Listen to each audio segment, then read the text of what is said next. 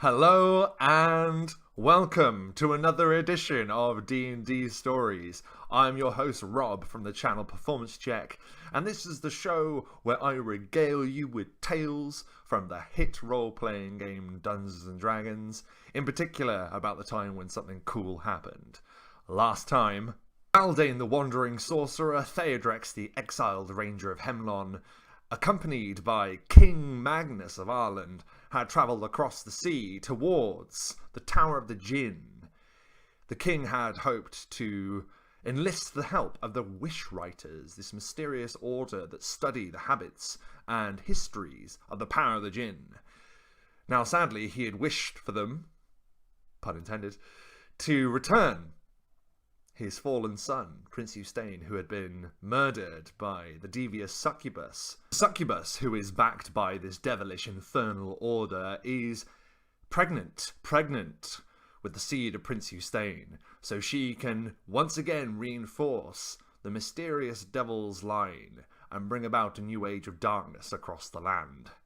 Jarim, a leading scholar of the Wishwriters, had sadly informed the king and our heroes that no such power exists within the Tower of the Jinn. The Jinn have left this world, but they are in possession of many great magical items and many great powerful relics that could potentially help find this succubus who had retreated into the Tundra of Ireland. After a short wait, the succubus had indeed been tracked, and they had been informed that she had fled into a cave network deep within the Worm's Teeth, a mountain range to the north of Ireland.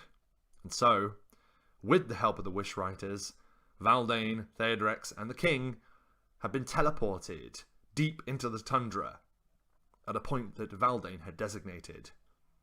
It was then revealed that Haldane had used his arcane mark that he had placed upon the fallen T-Rex from a couple of episodes ago, where the sorcerer demonstrated his ability to use the dark art known as necromancy. And as the T-Rex is returned to a bastardization of life, it gives a rasping roar that echoes across the land. And Haldane and TheWriter pledge to the king that it is indeed time to end this. This is the concluding chapter of this tale. This is Devil's Line, Part 6. The icy tundra of Ireland is vast and mostly uninhabitable. It is quiet, other than the sound of a breeze that whistles across the barren plains. But the stillness is interrupted by a large sound. If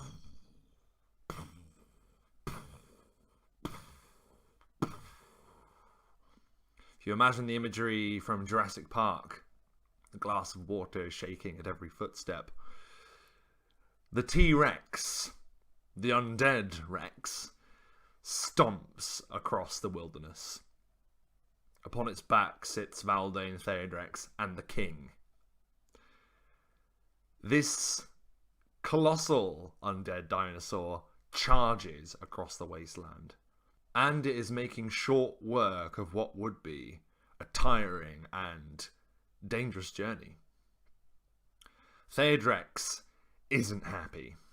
He has just seen Haldane, this sorcerer who he's just coming around to trust, demonstrate powers that had once been wielded by Dragon Then, a figure that still haunts the alcoholic ranger's nightmares to this very day.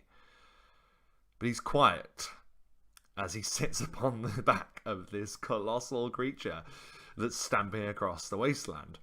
Haldane is having the time of his life. He's sat at the very front with his one of his arms sort of clutching the neck of this T-Rex and is grinning to himself wildly as the dinosaur continues on its way. The king is speechless. The king has never seen anything like this before and doesn't really know what to do with himself. Never has he ridden upon such a beast. He was raised as a boy within the courts of Ireland, and he was taught to fight with a blade and a shield, and taught to ride upon horseback. He was not, however, taught how to ride a monstrous creature that is making short work of this journey. Valdane looks back over his shoulder and takes note at the dissatisfied expression that is painted across Theodrex's face, and he says, "Come on, Theodrex. I thought you would be open to new experiences. Isn't this great?" Theodrex just scowls. "This isn't a new experience for me, Valdane. I've witnessed necromancy before, and I can see the evil within it. I can't believe you have done this." And Valdane sort of like turns back to look at the way that the T-Rex is going, and he says, "Theodrex, one day you will realize that it isn't the magic that's inherently evil, it's how you use it." Oh, and bringing back a evil T-Rex that tried to eat us doesn't fall into that category. "It wasn't evil," said Valdane. "It was just hungry." And he smiles, knowing full well that indeed the T-Rex was hungry. So hungry, in fact, that it had swallowed Theodrex whole. Theodrex has not forgotten that he had been eaten by this creature. And in fact, Matt, who plays Theodrex, had not forgotten and was very uncomfortable being around the creature at all. A creature that was now driven by the will of Valdane. "Look," says King Magnus, his eyes drifting to the very horizon. "They all behold that rising in front of them are the Worm's Teeth, the vast mountain range. And indeed the name is fitting. Jagged peaks seem to scratch at the sky, capped with white snow." Valdane looks back to the king and says, "Your Majesty, while I do appreciate that it is your sole wish to avenge your fallen son, this is probably going to be our last chance to turn back." The king scowls and he fixes Valdane with a deadly stare, and he says, "I shall not turn back. I will not be content until I have buried my blade into that heartless succubus who has taken everything from me." "Not everything," says Valdane.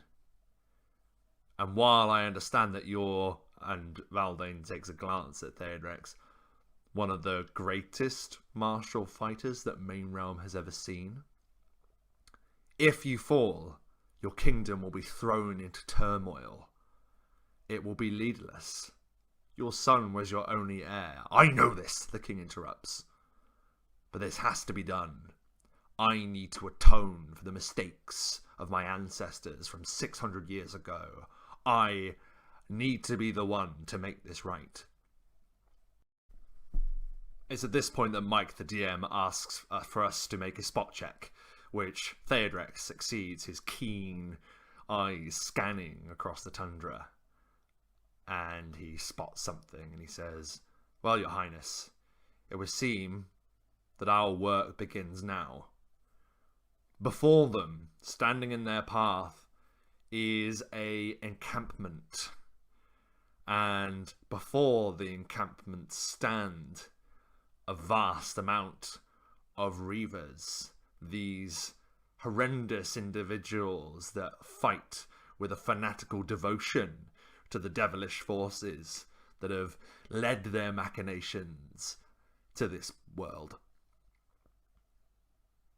Valdane rears the T-Rex so it's sort of standing to the side so they can get a clear look at the forces arrayed before them. The forces arrayed before them stand shifting from foot to foot, clearly nervous, as anyone would be nervous if they were riding a T-Rex directly at you. Valdane just gives a look to Theodrex, and Theodrex nods, and jabbing his heels into the side of the T-Rex, and with a deathly roar, They charge. Mike says roll initiative, and the slaughter commences. The undead Rex runs as if the wind itself is behind it. It gives another roar as it smashes into the line of these reavers that instantly break. They are fanatical, but my god, if you're faced with such a creature, it is difficult to stand in its way unbreaking. Break they do. And it is not just the force of the T-Rex that they have to contend with. No.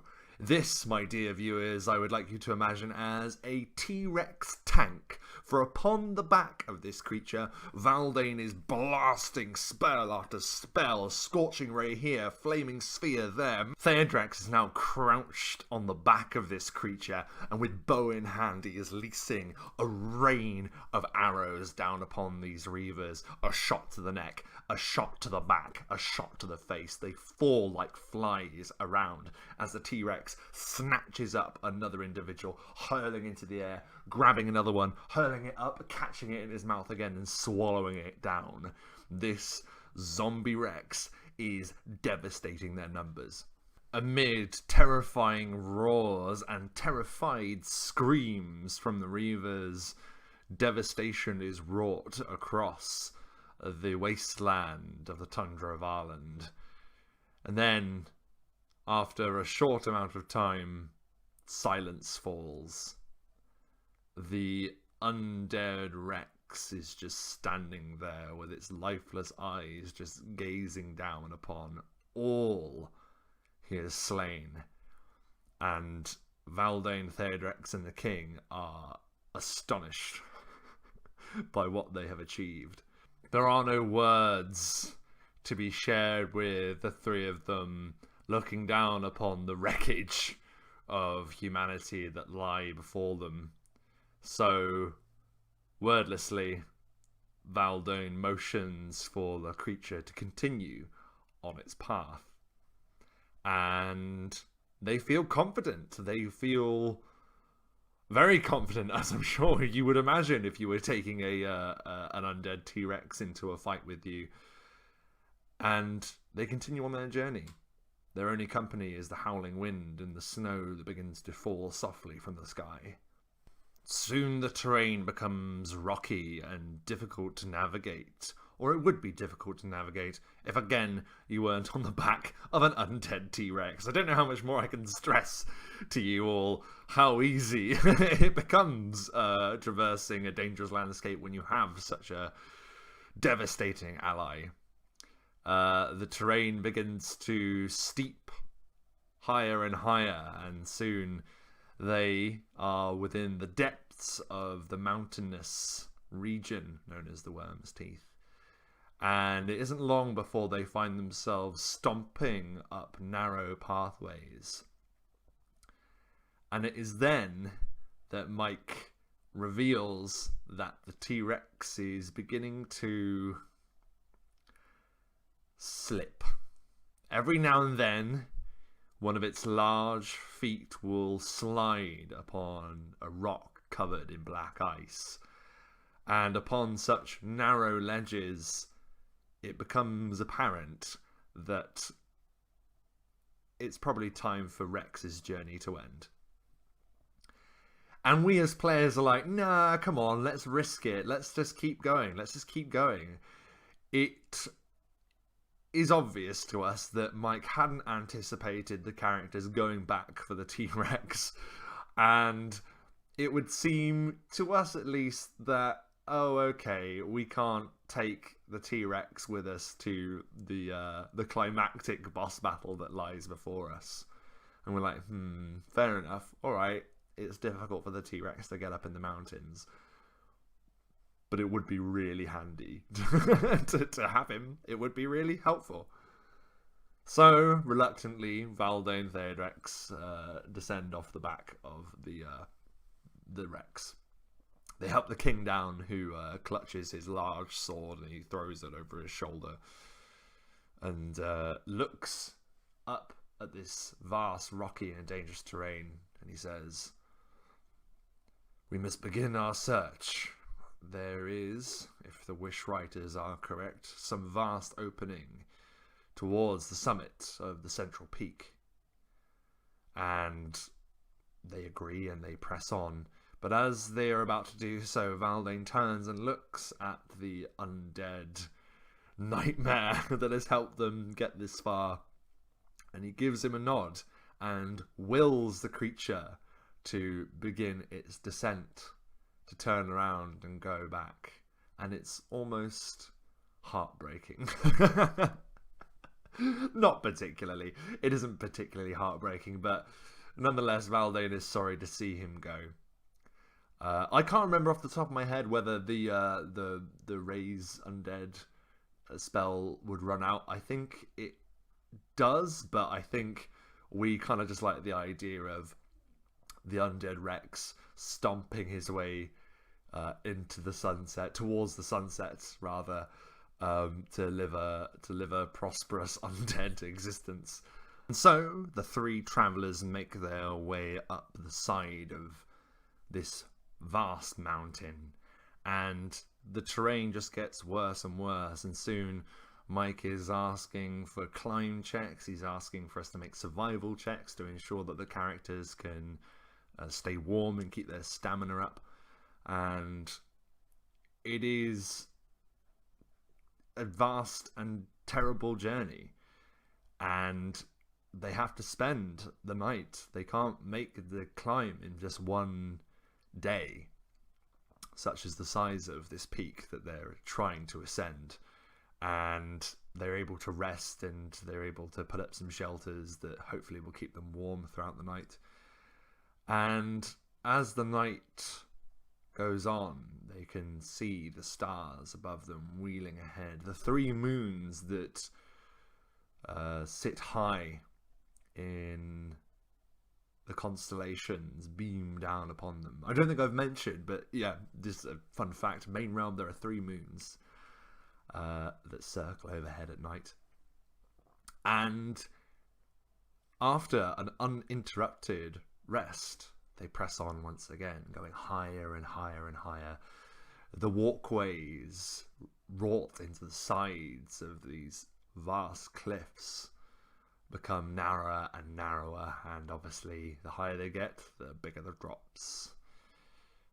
And it is on one occasion that the king slips, and it is only through to Theodrex's quick reflexes that the king is stopped from tumbling down into the darkness, into death. But eventually, their path seems to flatten out somewhat, and they behold a mysterious and confusing sight.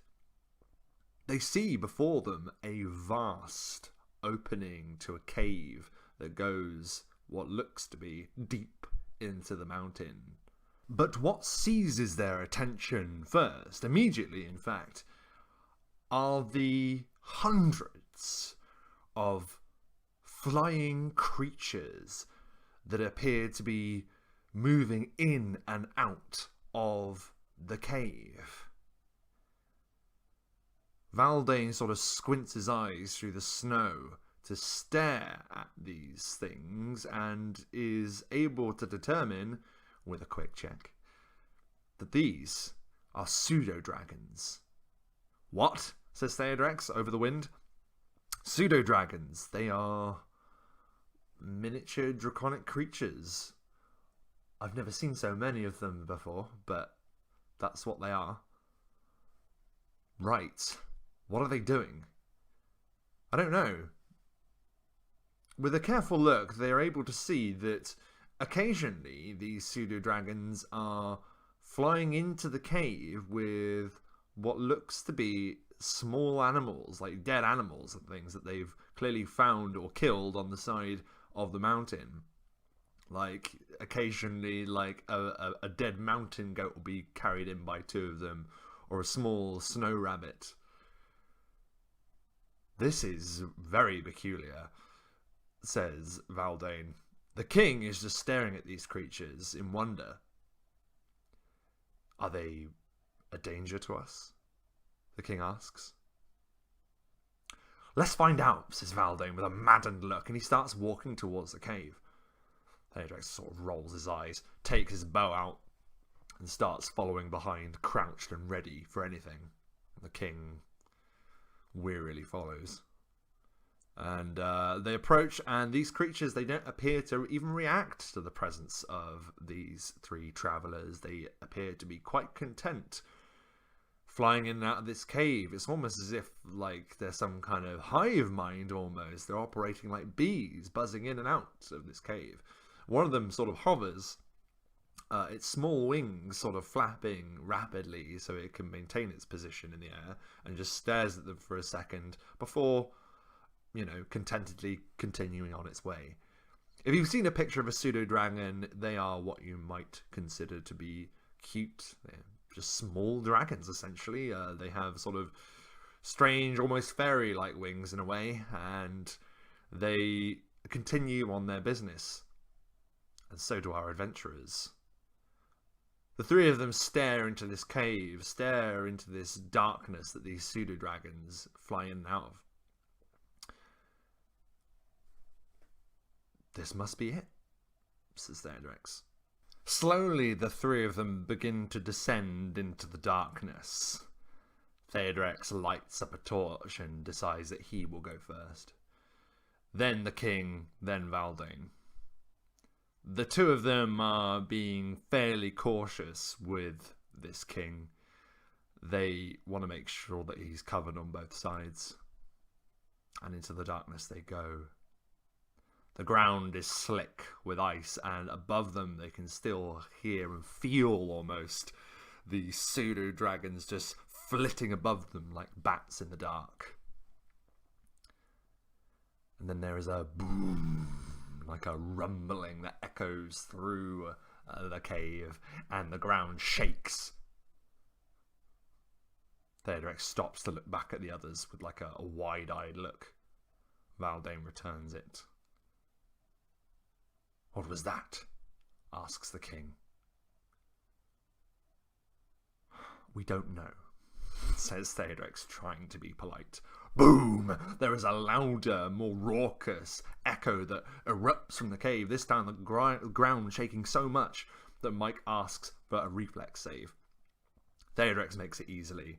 Valdane is okay, but the king, unfortunately, fails, slips, and begins sliding down into the darkness, completely out of control. As players, myself and Matt just stare at each other, and then look at Mike.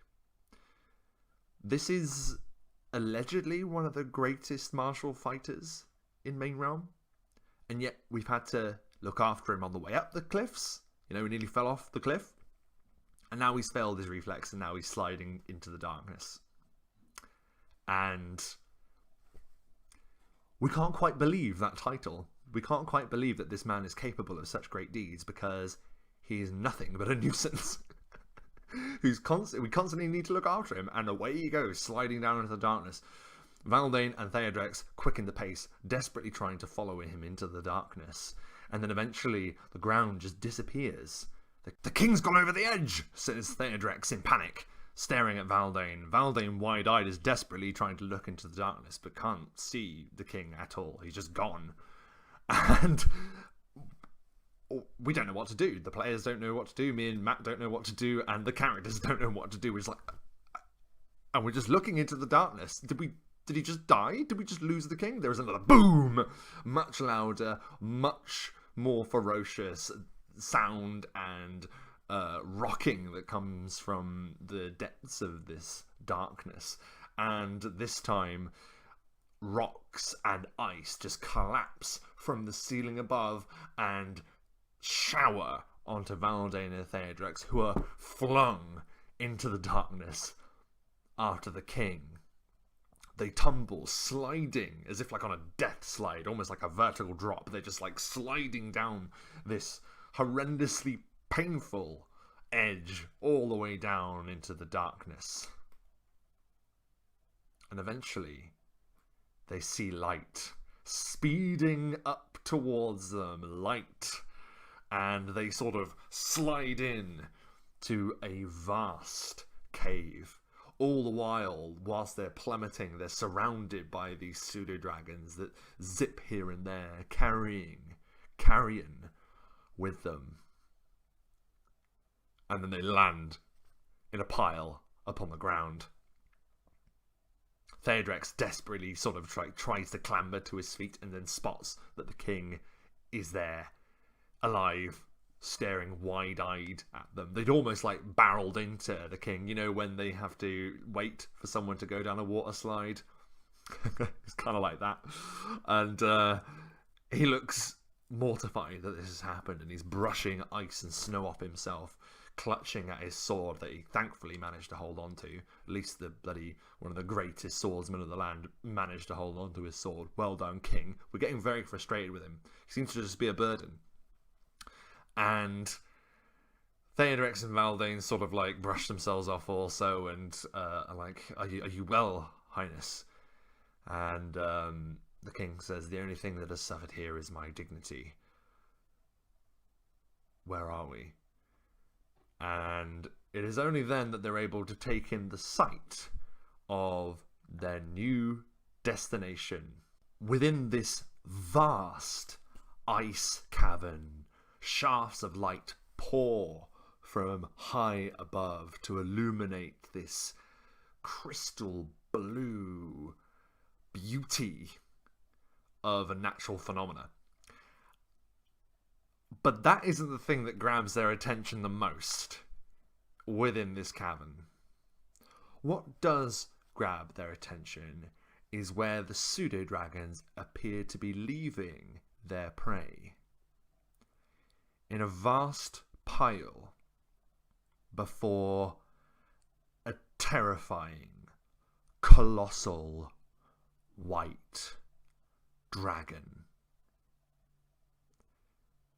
Valdane, TheWriter, and the king's eyes meet the gaze of this ancient creature that is just staring at them. It hasn't moved an inch. It silently watches. And then it gives a deep, rumbling growl. A rumbling growl that makes icicles fall from the ceiling high above. It sweeps a colossal, spiny tail, smacking it against the sides of the walls. This being the thing that made the debris collapse and shake the cave, causing our travellers to fall in here in the first place. The pseudo-dragons have been bringing this creature, this colossal ancient creature, its meal. Valdane desperately tries to find the words, but this is all he can manage. We're in the wrong fucking cave. The ancient creature begins to draw a vast breath.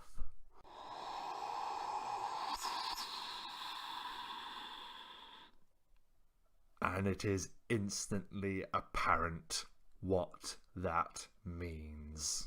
Run! Yells Valdane. The three of them begin to dart to the right as the ice breath explodes from the white dragon, accompanied with a colossal roar that shakes the very mountain. The cone of ice just sprays forth like a tidal wave, and the three of them are only able to hurl themselves just out of the reach of the ice. And it is fortunate because at this stage, to talk out of game for a moment, the characters are only about level 8, I think. A colossal white dragon is not a foe that they can handle. The colossal creature swings its tail around, sweeping it towards them. They're able to duck once again as they are trying desperately to skirt around the edge of this vast cavern in a desperate attempt to find some way to escape. but the walls are slick with ice, and there doesn't appear to be any way in or out. TheWriter yells, "How the hell did this thing get in here?" Valdane is looking desperately around, trying to find some form of exit, looking up and down, nowhere to be seen. It would seem that this ice dragon, this white dragon rather, has been in here for some time. In fact, white dragons are widely regarded as the least intelligent of all of the major dragons that you'll find in Dungeons and Dragons, and it would seem that the creature had grown and grown with its gluttony, to the point that it couldn't actually get out of the cave anymore. Perhaps it had frozen over. We didn't know, and to be honest, we weren't happy to stick around to ask it. Now, dear viewer, I'm sure you might be yelling at your screen or device that you're watching this upon, saying, "But what about the entrance they fell in from? Surely you can escape via that way. Valdane can fly after all." Yes, well, that was the thought that runs through Valdane's mind as his eyes dart to the hole that they'd fallen through.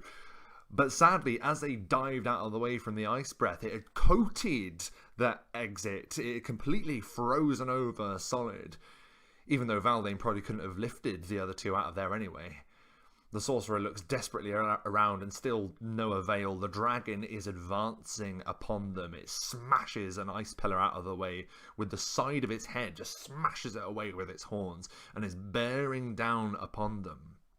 It hasn't tasted the flesh of man for many an age, and today it hopes it will sate that hunger. And it rears up and lunges once again.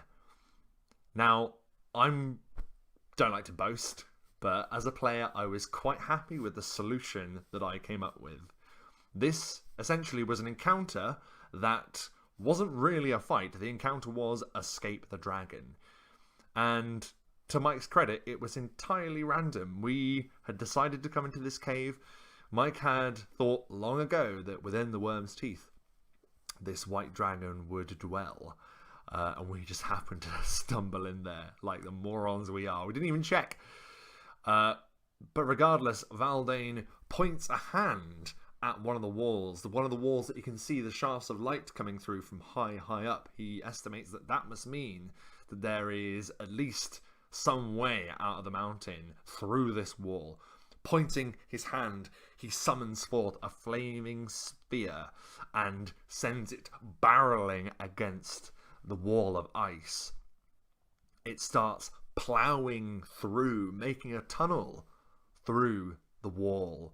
Valdane yells, "Follow me, Highness, you first!" And with his hand over the king's shoulder, Valdane is running after his flaming sphere, pushing the king in front of him to get out. TheWriter takes an alchemist's arrow that he has upon his person and fires it at the dragon. It explodes upon the creature's snout and barely does a dent. And it just takes a swipe at TheWriter, who is hit, but is able to survive. The damage was significant, but not quite enough to kill the ranger outright, but he is thrown against the tunnel wall.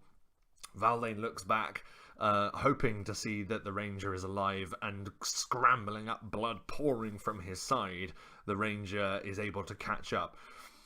It is at this point that the dragon's breath weapon has recharged. It took us a couple of rounds to get around the cave and stuff and dodge around and things like that. The breath weapon has recharged, and boom, like a fucking torrent of ice just follows the characters as they're charging up this newly made tunnel. The flaming sphere just burning away at the ice, water pouring down. They have just been chased Indiana Jones style by this terrifying icy torrent of death. Finally, the flaming sphere erupts through the wall. It explodes out of the ice and into open air. And Valdane, the king, and TheWriter tumble out. Looking behind them, they can see that the breath weapon has just frozen shut the exit they had just made, and lying, panting, soaking, covered with the melted, well, water now, I guess, melted ice water. They're just out of breath and in shock of what they had just witnessed. panting with horror in their eyes and shock within their very cores. The three of them are just staring at each other. None of them have beheld a dragon before. Well, unless you count Draknis's draconic form that TheWriter had seen, but this was completely different. This was like something else. And they very nearly died. And to Mike's credit, he went for us. He didn't pull the punches. Thankfully, they got lucky because they just wandered into the den of a dragon.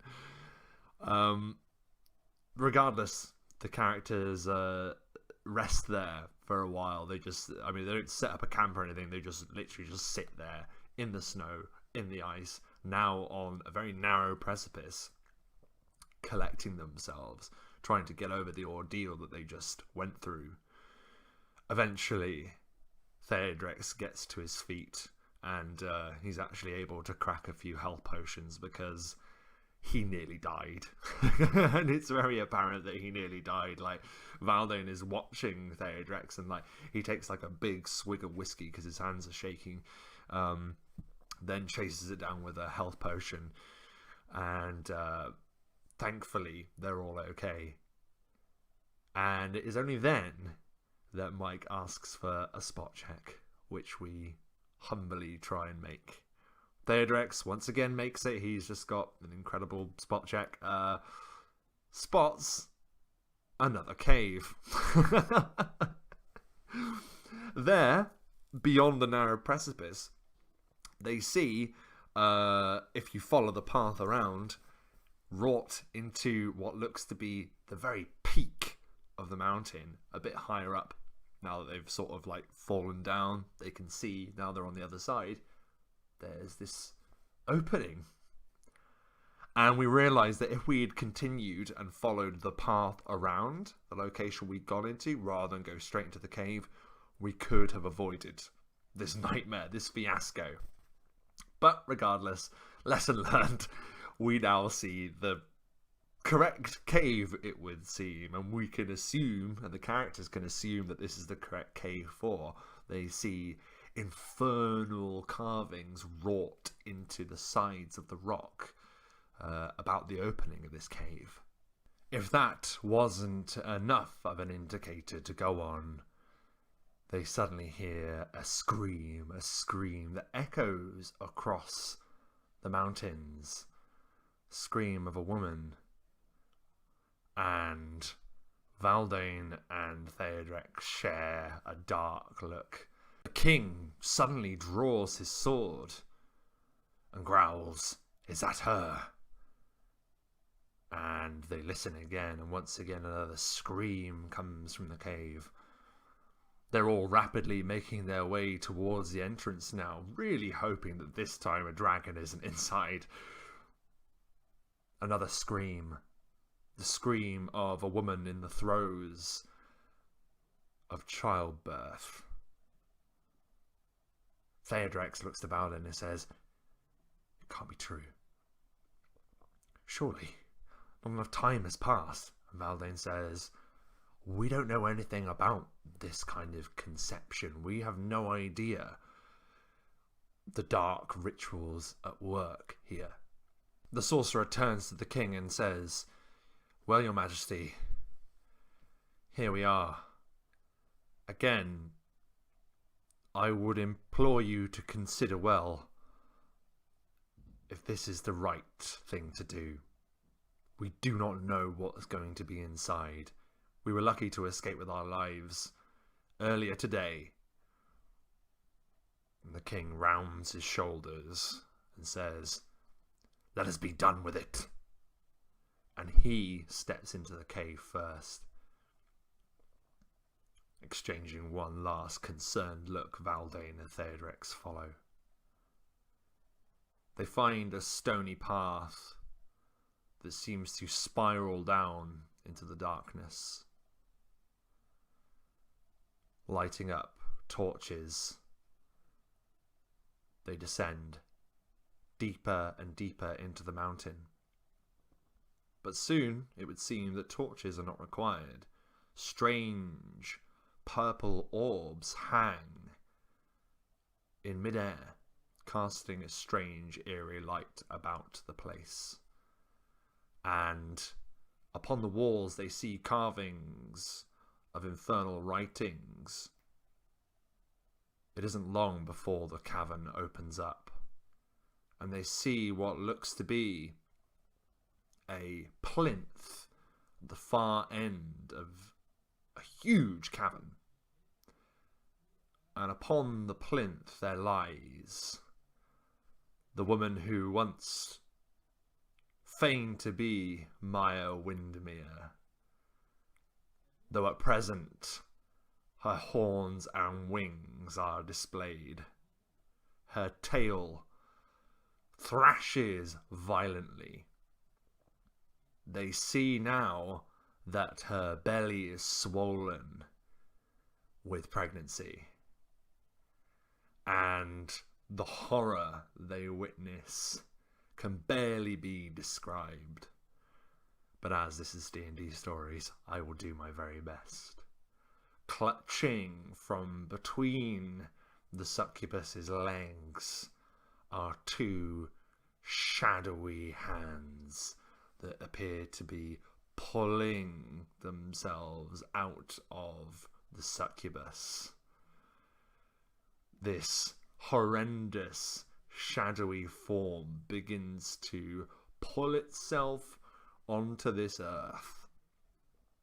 The succubus gives another howl. Her eyes appear to be bulging with pain and horror as she beholds what she is birthing.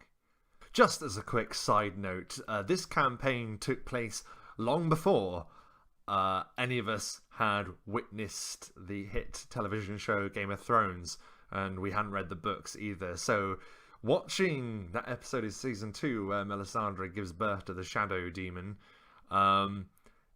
watching that, it was like seeing our D&D experience being acted out on TV, which was a pleasure. But to Mike's credit, he wasn't influenced by this, but it was strange how similar the imagery is. And that's what I'd like you to imagine, just this horrible, shadowy devil creature just pulling its way out of this succubus.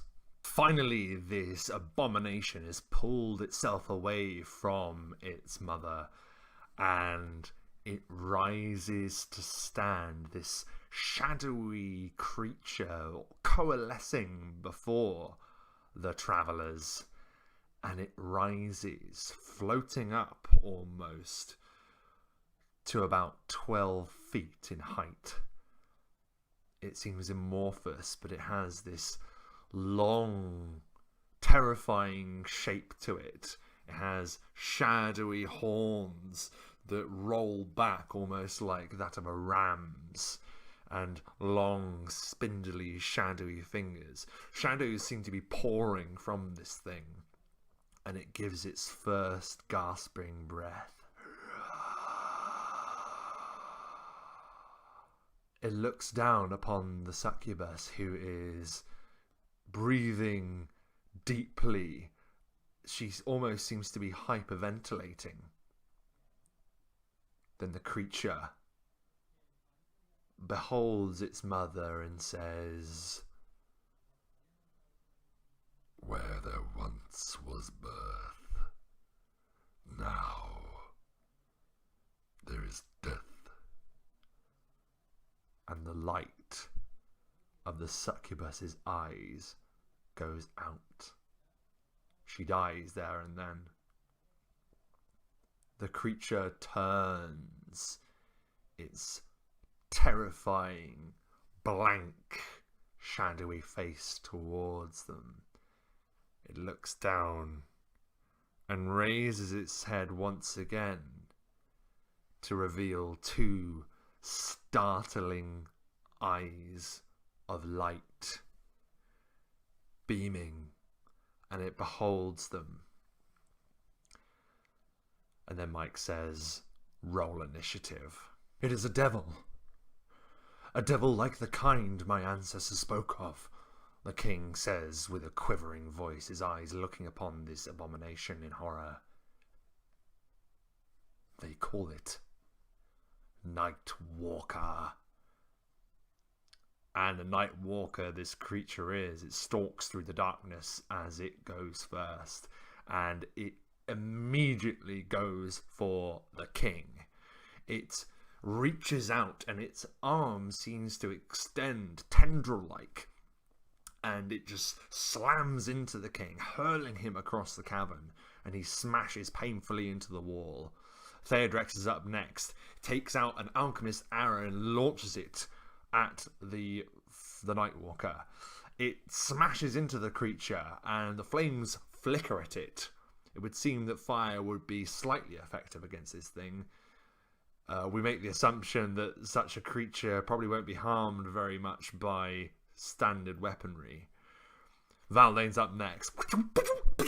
Sends forth scorching rays, once, twice, hitting the creature in the chest. It staggers back and goes... The king rises to his feet, and we're rubbing our hands because we're like, finally, we get to see one of the greatest martial warriors of Main Realm do what he does best. And he draws his gleaming sword. We can tell it's magical because of the way that Mike describes it. It is a weapon that's an heirloom. There's a history to it, and such a weapon will be perfect against such a foul horror. The king stalks forward, his cloak billowing behind him as he goes to rebuke the beast, payback for striking a king in his own land. He swings his blade high and swipes at the Nightwalker and misses completely. The battle that rages in the dark, this cavern bathed in purple light, is a thing of spectacle. Valdane is firing spell after spell. TheWriter is using all different types of arrows to his advantage, them both trying to keep a level distance between themselves and the clutches of the Nightwalker. But at the same time, they are forced to try and defend the king at the same time, who I'm afraid to say is definitely not pulling his weight in this fight. The reason Mike admitted later on that he felt comfortable pitting a Nightwalker, a very high-level beast, against our mid-level characters, was due to the fact that we were accompanied by a powerful NPC. But if he was a powerful NPC, we never really got that impression, because I'm afraid to say this king didn't hit once. This is why I've been reinforcing to you, dear viewers, that it was often said that this king was one of the greatest fighters the land has ever known. Didn't land a single hit. Like, he's swinging wildly with this amazing sword, like this amazing great sword, but the Nightwalker is just decimating him. The king can't land a single hit, and again, like, he approaches and the Nightwalker is just smacking him down. Out of the shadow, he's able to conjure great weapons and send them swinging down, swiping a serrated, shadowy blade across the king's chest, and he falls back again, gasping for breath. Valdane draws up as much power as he can, reaches to the ceiling, and from on high, lightning pours down into the sorcerer's hand, and he channels it into the Nightwalker. TheWriter is lighting up arrow after arrow, just using flaming arrows at this point because he's just running out of alchemist arrows, and firing them into the Nightwalker. The flames are quelling the shadow upon this beast, but it isn't enough. This creature is too powerful, and the supposed high-level fighter that should be helping us, isn't helping at all. The king once again rises to his feet as Valdane is holding back the Nightwalker with every ounce of power he can manage, just pouring lightning into this creature as it takes step after step towards the adventurers. TheWriter rushes at it, drawing just his longsword at this point, but is batted away by the Nightwalker. The ranger hits the wall hard and slides to the ground. The king, with his sword in his hand, this gleaming great sword, he raises it high and swings violently once again, and completely misses. Surprise, surprise.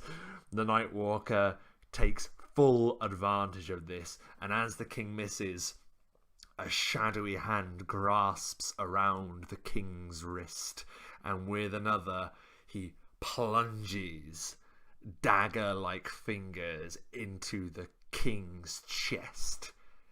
The king's eyes widen in horror and surprise as the Nightwalker puts him to the ground. Valdane looks in horror as King Magnus of Ireland, the ruler from his throne in Agistel, is felled by this Nightwalker. It would seem that a new heir to this land stands before them. Valdane is almost completely out of spells at this point, and he is just flinging magic missile after magic missile into this creature, who just is unwavering in his advance toward the sorcerer. And he takes a further swipe at Valdane. The claws pass through the sorcerer's body as if it were water, and Valdane dissipates.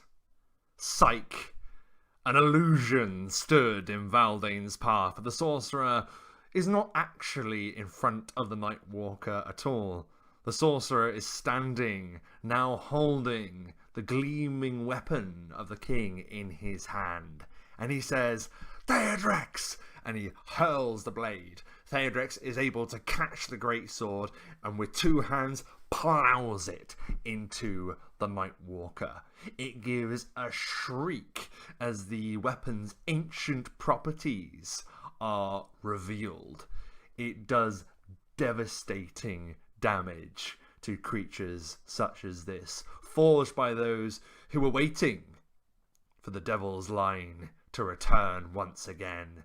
And they had 600 years to prepare, 600 years to create a master weapon that could fell any infernal foe.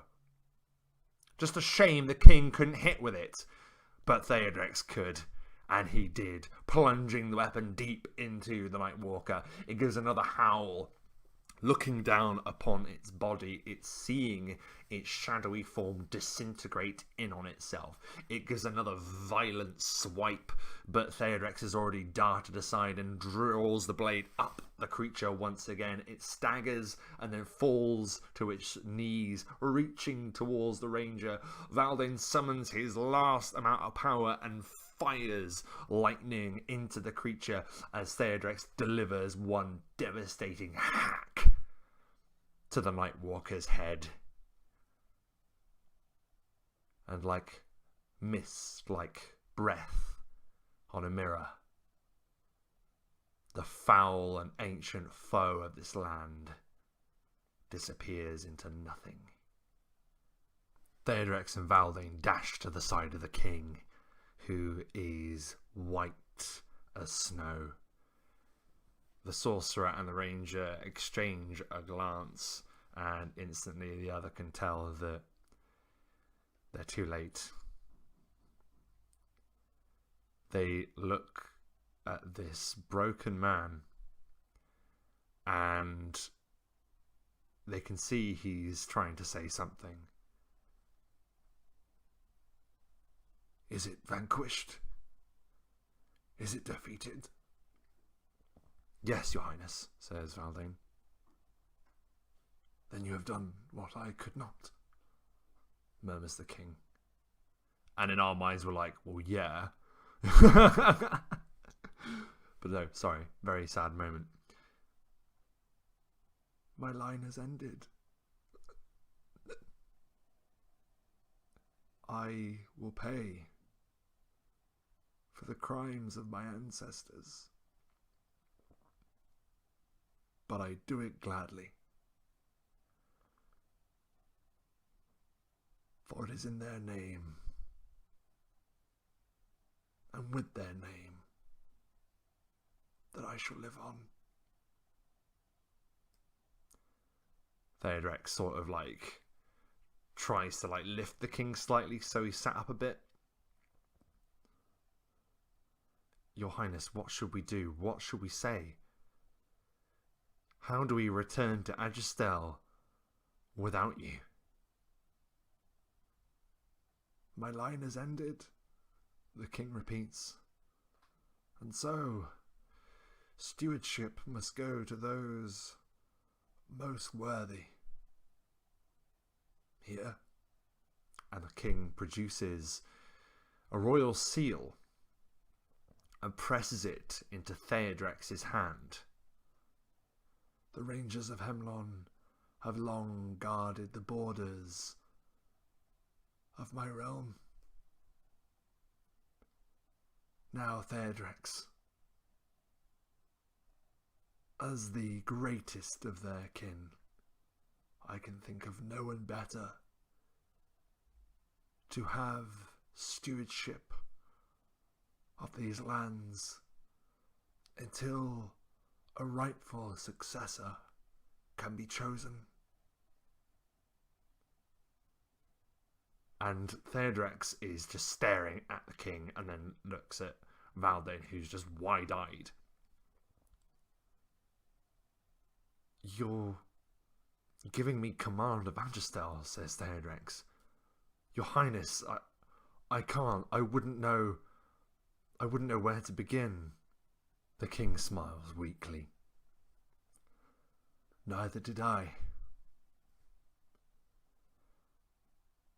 Thank you, Valdane. Thank you, Theodrex, for protecting my legacy, protecting my people, for protecting Ireland. I go now to my son.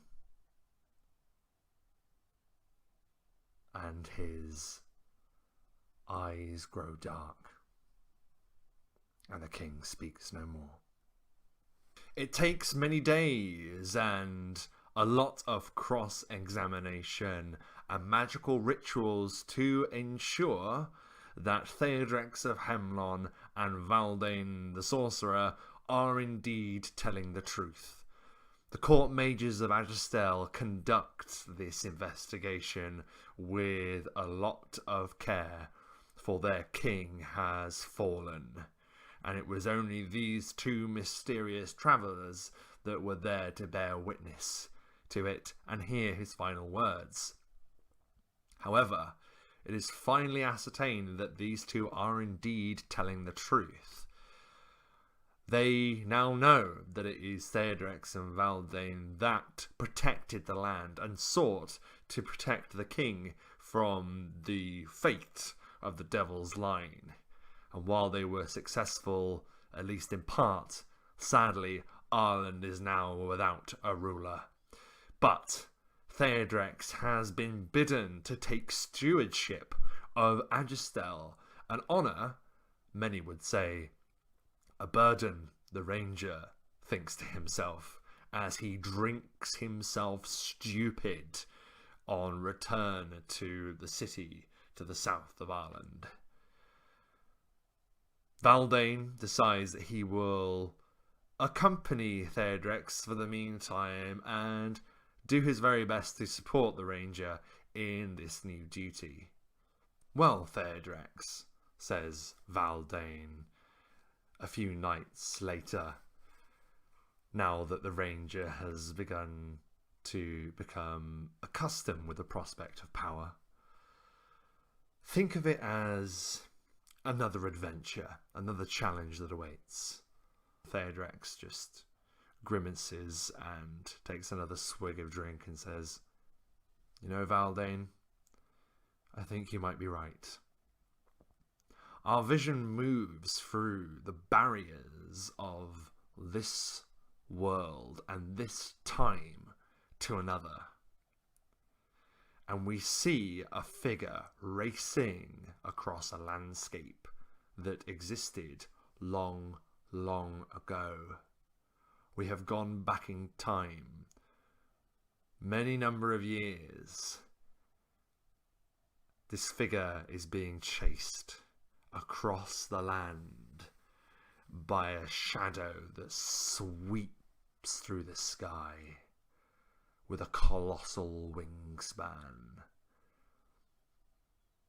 The figure is nearly out of breath, pacing as hard as his lungs will allow him.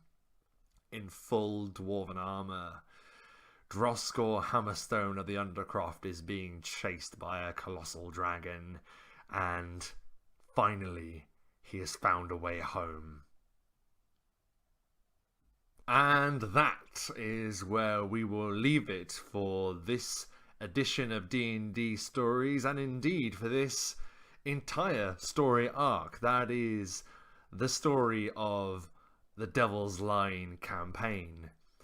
Next, we are going to move to a different location altogether, and we're going to be talking about a story run by a different games master.